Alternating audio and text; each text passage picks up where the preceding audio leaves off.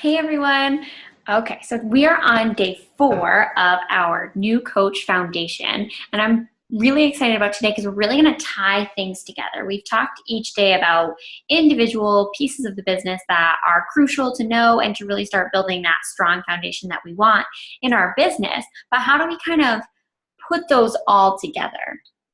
We're going to talk about really moving through the process with flow, and so that it's all kind of connecting and making sense and working together. So we've been talking about building relationships and the ideal people that we want to see in our business. So as you're sending out those messages, starting new relationships, really getting those new friendships, that is when you're going to start transitioning to the inviting that we talked about yesterday. So what I really suggest in the beginning is really to start tracking who you're talking to, because you don't want people to fall through the cracks. You don't want to forget about people because they get lost in your message feed or in an inbox, right? You want to make sure you're following up with people and that you're having those genuine conversations to really be building those relationships on a solid ground. And you want to be consistent, you want to be reliable for that person, because that's really going to build that trust that's going to help you help them and get them to their goals. So as you're tracking people, I use Google Docs, and I use a spreadsheet in Google Docs to kind of track people. I have people's names, the date I talk to them, the action that I'm doing, if I'm sending them just a new friend message, trying to build the relationship, whether that I invite them to the coaching opportunity or if I invite them to a challenge group. I'm tracking that there. And then I have any extra notes. So if they start to tell me things that I want to remember, whether it's goals they have or important pieces about them that I really don't want to forget, I can put that right in the notes section. People use pen and paper, people use other apps, so that's really just what you prefer, what's going to help you the most, what's going to keep you the most organized. And there's videos in the team page files about how to track how I track in those Google Docs if you want to check that out as well. So tracking is so important so you really don't lose those people, and then you can go make a smooth transition from new relationships and really building those foundations into presenting an opportunity that's going to change someone's life and really help them to be better and be healthier and feel better and be more successful. So another key thing that I actually do on Facebook, specifically on a specific platform, is Facebook allows you to make friends lists. So when you're building that relationship with someone, I start adding people who I think I would really jive with and really would benefit from a group or the coaching opportunity to a friends list. And if you don't know how to make a friends list on Facebook, you can Google it. Super easy. It's right on the right-hand side of your feed. So it's really easy. And I make this friends list, again, so I don't lose people, but also so I can interact with people on their actual pages. So I will go and check in with those people who I think will be a really good fit, and I'm going to see what they're posting about. So not only am I having that genuine conversation with them, I'm looking at their posts. Are they going on a trip soon? Are they getting married soon? So I can comment on their posts, like or love some of their posts, and send them the message that I am interested and invested in them as a person and not just trying to sell them something, right? I want to know more about them so I can help them better succeed, and so I can really make that connection with them. So I want to interact with people as much as I can and be commenting and liking their photos, and it's easiest to do that if I have a direct list that I can just go to and check in with people. So not only am I having genuine conversations with them, but I'm also interacting on their Facebook feed so that they can see I'm not just trying to spam them with a bunch of sales techniques. I'm really interested in them.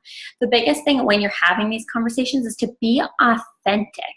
You really, when you want to start inviting and using the lingo to inviting that we talked about a little bit yesterday, what I have found is really helpful is keeping some of those invites written down in a notebook. I personally use the Notes app on my phone, and that goes automatically to my Mac. But if you don't have a Mac, you can use Google Docs that you can access on your phone and your computer. Keep them somewhere as a reference to go back to, so you're not constantly typing out what a challenge group is. You're not constantly typing out, a new message to someone. Things that you're going to say, objections that you're going to commonly get.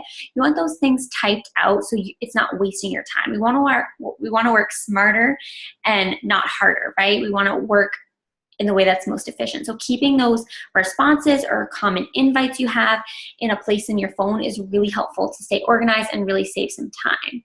However, I really encourage you not to just copy and paste all of your invites or messages to people, because it's not as authentic. If you can relate it back to that person and their goals that they shared with you or interests they have, that's what's going to really matter. So, but just have like a basic skeleton of where to start and what to say is super helpful, especially when you're starting your business. So when you invite, really keep it simple. You don't want to send someone a book of a message, because they're either A, not going to want to read it, think about how you would react, or B, they're going to get so overwhelmed and totally check out. So you really want to keep it simple and end with a question. And I just want to touch upon the being authentic part. So if you are keeping it simple and ending with a question, you want to make sure you're using words that you would use in real life. So what I have found is really helpful in this department is saying things out loud before I send them. Because if I say, would you be interested in this thing, this package, and I wouldn't use those words authentically, then I'm not going to type them out. Then I'm going to start over and try to type something that sounds more authentic to me. Hey, this thing that I do, it's on the internet and it's really cool. It's kind of like Netflix and I get access to all these programs. You think you'd be interested in something like that? I have this really cool online fit group that all the girls come together and check in every day for accountability and motivation. Do you think that would be up your alley? That sounds like me. So those are the things I'm going to type.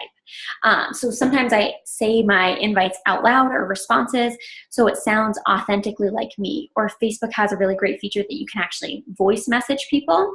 And I've been using that a lot more, and it's been super helpful because it makes you authentic. They can hear the excitement in the voice. They can hear imperfections around you. If there's cars going by or your kids screaming in the background, it makes you more of a person. It makes you more authentic. So that really builds a better connection. But if you're not comfortable sending someone a voice message, it's really just more authentic if you say it out loud and it sounds like you, or you can tweak it to really make it sound like you.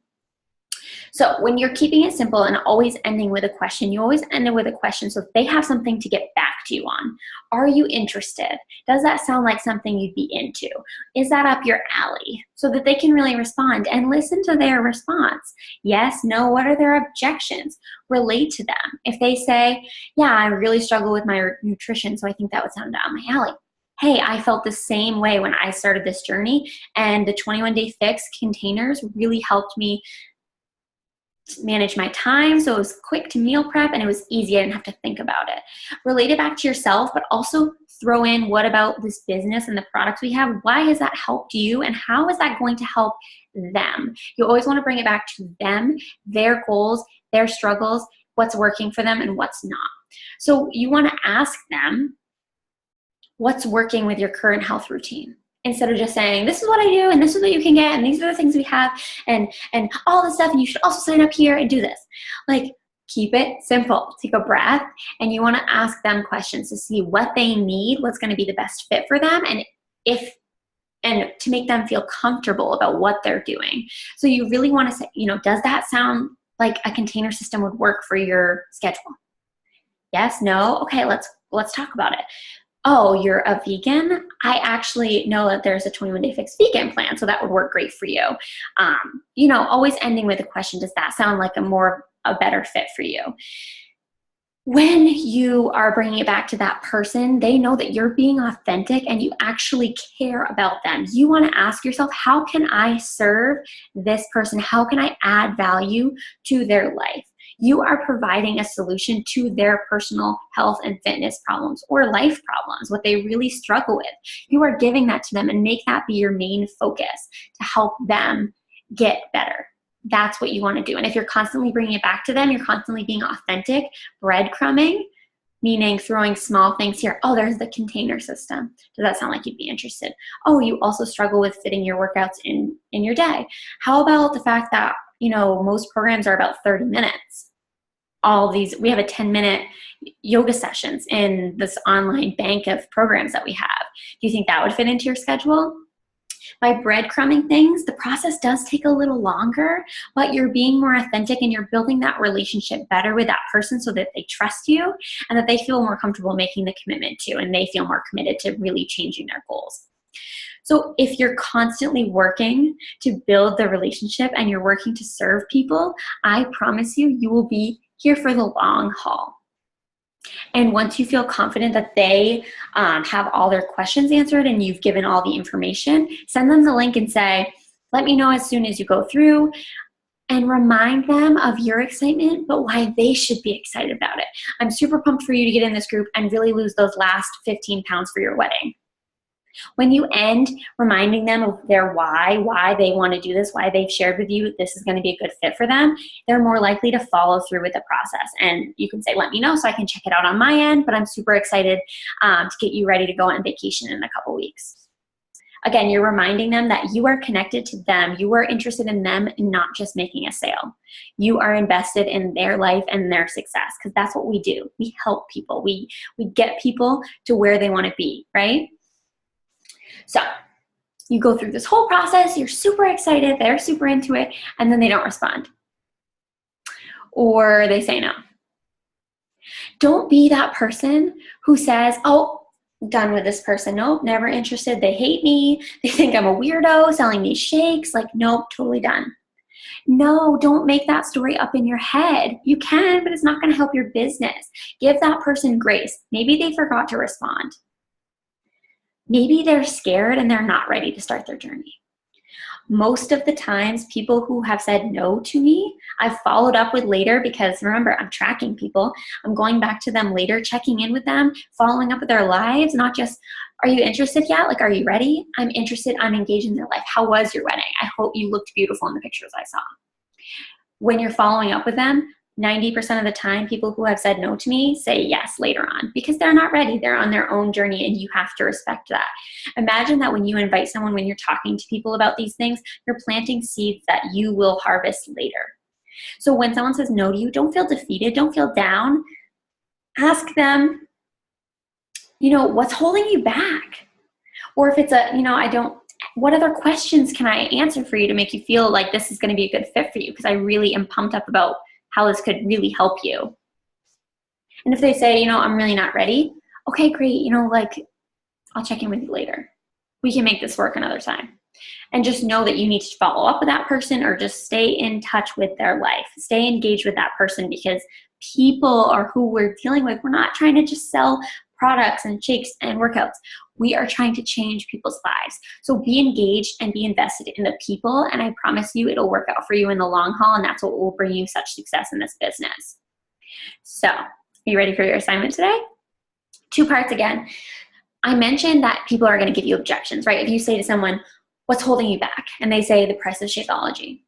Another really important thing to keep written in your phone is objections, common objections, because you're going to get that a lot. Especially my target market is college students or teachers who don't have a ton of money. So that's an objection I get often. And if all I have to say is, oh yeah, sorry. No, how did it make it work for me? And what convinced me to do it? And how do I fit it in? And, I look at it like I'm buying 30 meals at once instead of just doing my groceries on a weekly basis. So when you have the same, you have the same objections being told to you, it's a lot easier if you have a quick response to it. And I can guarantee that you probably had an objection at some point in this business. So today, part of your assignment is to write down all the objections that you thought of when you started, when someone asked you to join, or things that you think your target audience or your person, that ideal person we created, what objections would they have to this opportunity, to the products? List all those down. And then your second part of the assignment is to make a post on Facebook, a social media post, responding to one of those objections. So responding to the fact that you don't have time in your schedule and you're fitting this in by just waking up 30 minutes earlier, and it's benefiting you X, Y, and Z. Responding to one of those objections so people start to see that this is real and that this is working for you, and that those objections that they're thinking, oh, that's actually not what I kind of thought. So 2 parts. List out a bunch of objections and start making responses that you would have for those objections. I don't have enough time. Workouts are only 30 minutes. I don't have enough money. I made it work because of this. Whatever those are for you, and then make a post that is designed to respond to one of those objections. I can't wait to see your posts, and I'm super excited to hear what you guys have to say. Let me know if you have any questions about tracking or conversations with people, scripts that I can send you. I am so excited to see you connect and really start to love on people. See you tomorrow.